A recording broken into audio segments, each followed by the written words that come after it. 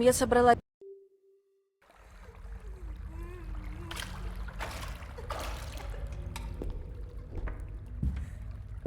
Тише, тише. Черт. Откуда этот шум? Тебе нужно срочно где-нибудь спрятаться. Попробуй за дверью.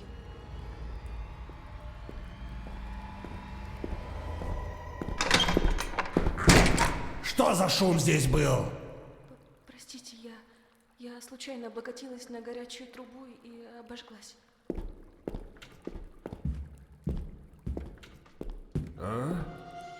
Так, погоди-ка. Что-то здесь не так. Ну, вроде все на месте.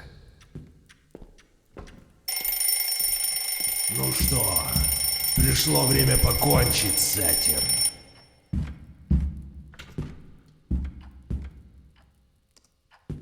Не надо, пожалуйста.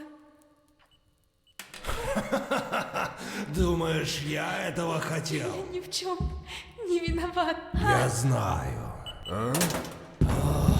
Ах ты подлец!